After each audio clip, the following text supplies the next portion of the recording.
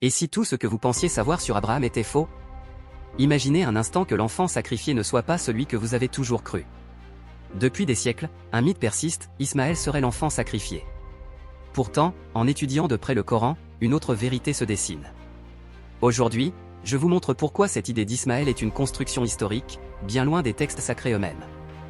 Dans la Bible, le changement de nom d'Abraham en Abraham est dit de façon explicite, ce changement survient quand Dieu promet à Abraham de devenir le père d'une multitude de nations, ton nom ne sera plus Abraham, mais Abraham, car je fais de toi le père d'une multitude de nations. Genèse 17. Dans le Coran, c'est plus subtil, mais c'est un tournant majeur. Dans la sourate Al-Baqarah, le nom d'Abraham apparaît dans 12 versets, et à chaque fois, il est orthographié de cette manière, Alif, Ba, Ra, A, Mim soit 5 lettres.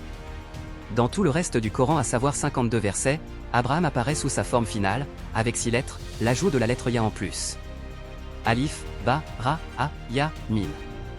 Mais dans le Coran, ce changement n'est pas lié à la descendance, mais à l'élévation spirituelle. Ibrahim atteint la certitude, Al-Yaqin, quand Allah lui montre le royaume des cieux et de la terre, Coran 6, 75, ainsi avons-nous montré à Abraham le royaume des cieux et de la terre, afin qu'il fût de ceux qui croient avec certitude.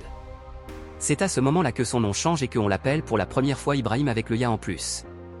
Avant cet épisode, Ibrahim demande à Allah, ô mon Seigneur, montre-moi comment tu ressuscites les morts pour que mon cœur soit rassuré. Coran 2, 260. Allah lui demande alors de prendre 4 oiseaux, de les couper en morceaux et de les placer sur des montagnes différentes, puis de les appeler pour qu'ils reviennent à lui vivants. Ce miracle symbolise la résurrection, mais il montre surtout qu'Ibrahim n'avait pas encore atteint la certitude, Al-Yaqin, car ce n'est qu'après avoir vu le royaume des cieux et de la terre que cette certitude lui est acquise. Cela prouve que son cheminement spirituel n'était pas encore complet. Ce récit coranique fait directement écho à un passage de la Bible, avant de devenir Abraham, Abraham demande aussi des preuves à Dieu, Genèse 15, 8-12, où Dieu lui demande de prendre une génisse, une chèvre, un bélier, une tourterelle et une colombe pour un sacrifice. Ce parallèle entre les deux textes souligne la continuité et la cohérence des récits bibliques et coraniques sur la quête de foi et de certitude. Ce changement de nom, loin d'être anodin, est un marqueur chronologique dans les deux traditions. Dans la Bible, on ajoute la lettre H, dans le Coran, c'est la lettre Ya, symbole de certitude. C'est crucial pour comprendre la suite de l'histoire. L'apparition de la lettre Ya constitue un repère chronologique crucial pour écarter Ismaël des prétendants au statut d'enfant sacrifié. En effet, lorsque les anges viennent annoncer à Abraham la destruction du peuple de Lot, ils en profitent également pour lui annoncer que sa femme donnera naissance à Isaac et Jacob. À ce moment-là, Ibrahim a déjà atteint la certitude dans sa foi. Plus tard, lorsque cet enfant annoncé atteint l'âge de l'accompagner, Abraham s'apprête à l'immoler. Or, dans la sourate Al-Baqarah, Ismaël est déjà présent aux côtés d'Abraham sans que celui-ci ait encore reçu le Ya. Il l'aide à bâtir la maison sacrée, c'est donc déjà adulte à ce moment-là, il est alors illogique de le considérer comme un enfant des années plus tard, ce qui contredirait ce verset. 8, 22. Les pires des bêtes auprès d'Allah sont, en vérité, les sourds-muets qui ne raisonnent pas. Pourquoi vouloir à tout prix faire d'Ismaël le fils sacrifié d'Abraham? Pourquoi, alors que ni la Bible ni le Coran n'en parlent, les musulmans s'arrogent-ils le droit de réécrire l'histoire? Serait-ce pour légitimer une lignée arabe en parallèle de la lignée d'Israël? 5, 64. Et les Juifs disent, la main d'Allah est fermée. Que leur propre main soit fermée, et maudit soit-il pour l'avoir dit. Au contraire, ces deux mains sont largement ouvertes. Nous avons jeté parmi eux l'inimitié et la haine jusqu'au jour de la résurrection. Toutes les fois qu'ils allument un feu pour la guerre, Allah l'éteint. Et ils s'efforcent de semer le désordre sur la terre, alors qu'Allah n'aime pas les semeurs de désordre. Par ailleurs, contrairement à la Bible, Genèse 21, le Coran ne mentionne jamais l'abandon d'Ismaël et d'Agar dans le désert. Abraham est le modèle à suivre, il n'aurait jamais rompu les liens du sang, en contradiction avec le principe coranique de préserver ces liens. 4, 1. Ô homme! Craignez de rompre les liens du sang. Certes Allah vous observe parfaitement. La Bible semble souvent ternir l'image des prophètes. Prenons des exemples marquants. Salomon, présenté comme ayant fini mécréant. Dans le livre des Rois 11, 1-4. Le roi Salomon aima beaucoup de femmes étrangères, outre la fille de Pharaon, des Moabites, des Ammonites, des Édomites, des Sidoniennes, des Hittites. Elles étaient des nations dont l'Éternel avait dit aux enfants d'Israël, vous n'irez point chez elles, et elles ne viendront point chez vous, elles tourneraient certainement vos cœurs du côté de leur Dieu. À elles s'attacha Salomon, entraîné par l'amour. Il eut 700 princesses pour femmes et 300 concubines, et ces femmes détournèrent son cœur. Salomon fit ce qui est mal aux yeux de l'Éternel, et il ne suivit point pleinement l'Éternel, comme David, son père. Comment peut-on comprendre qu'un roi connu pour sa sagesse et son lien privilégié avec Dieu finisse par s'égarer de cette manière?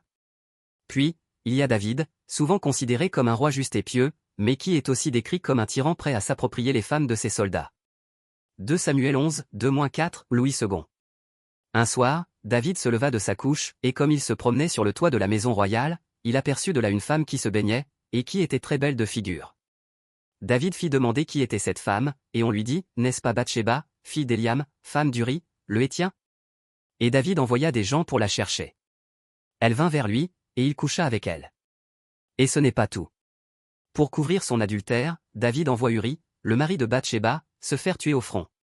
Le matin, David écrivit une lettre à Joab, et l'envoya par la main d'Uri. Et il écrivit dans cette lettre, placez Uri au plus fort du combat, et retirez-vous derrière lui, afin qu'il soit frappé et qu'il meure. Ensuite, il y a Abraham.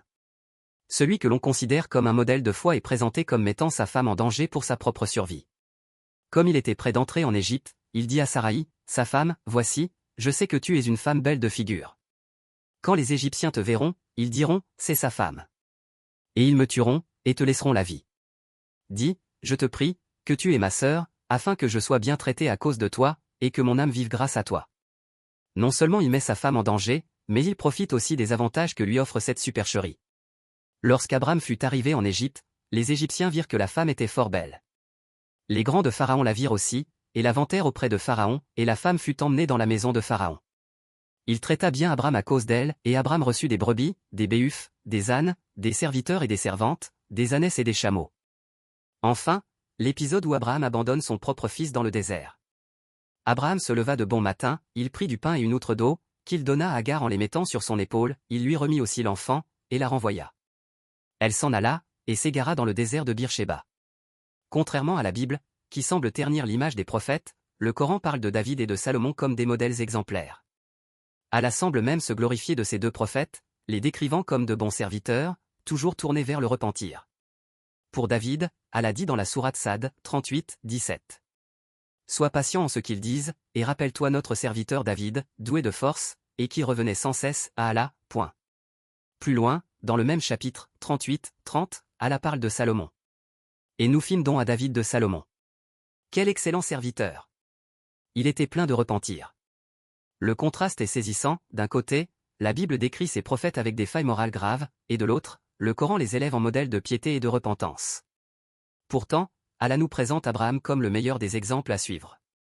Cette contradiction n'a aucun sens, sauf pour certains musulmans qui s'obstinent à justifier la Mecque, véritable vache à lait pour le gouvernement saoudien. Ce même gouvernement, qui non content de maltraiter des mères de famille, de réprimer des migrants affamés, de faire taire des journalistes, et de rester passif face aux souffrances du peuple gazaoui, amasse des centaines de milliards de dollars grâce au pèlerinage de la Mecque. De toute l'histoire de l'humanité, les musulmans d'aujourd'hui apparaissent comme la communauté la moins intelligente de l'histoire, la seule à se targuer de posséder un livre parfait, ce qui est vrai, mais qui, au lieu de lui rester fidèle, préfère le tordre pour s'aligner sur les projets du diable en associant des sources extérieures. 7, 169. Puis les suivirent des successeurs qui héritèrent le livre, mais qui préférèrent ce qu'offre la vie d'ici-bas en disant « Nous aurons le pardon ». Et si des choses semblables s'offrent à eux, ils les acceptent. N'avait-on pas pris l'engagement du livre, qu'ils ne diraient sur Allah que la vérité? Ils avaient pourtant étudié ce qui s'y trouve. Et l'ultime demeure est meilleure pour ceux qui pratiquent la piété, ne comprendrez-vous donc pas? Cette supercherie persiste car elle répond à un besoin identitaire de légitimer une continuité prophétique arabe. Mais l'essentiel n'est pas l'identité de l'enfant sacrifié. Le Coran nous enseigne avant tout la foi et la soumission et non pas la supériorité d'un peuple élu. Voulez-vous que l'on vous dise qui sont les plus perdants, ceux dont l'effort, dans la vie présente, s'est égaré, alors qu'ils s'imaginent faire le bien? Contrairement aux autres, nous pouvons nous vanter d'avoir le vrai livre, le seul qui a été préservé de toute altération. Allah lui-même nous rappelle l'importance de ce livre en disant « Afin que vous ne disiez point, le livre n'a été révélé qu'à 2 groupes avant nous et nous étions, en vérité, inattentifs à les étudier. » Sourate Al-An'am, 6, 156. Plutôt que de suivre aveuglément l'avis de ceux dont le parcours scolaire s'arrête au bac pro, Allah nous invite à méditer et à réfléchir sur ces versets. Il ne s'agit pas de réciter sans comprendre, mais de saisir le sens profond et de ne pas se laisser influencer par des interprétations superficielles. Il est essentiel de prendre du recul, de lire et de méditer par soi-même, car le Coran est avant tout une source de réflexion et de guidance pour ceux qui cherchent la vérité. Alors pourquoi laisser des avis simplistes, obscurantistes nous détourner de la profondeur de ce texte divin? 25, 33. Ils ne t'apporteront aucune parabole, sans que nous ne t'apportions la vérité avec la meilleure interprétation.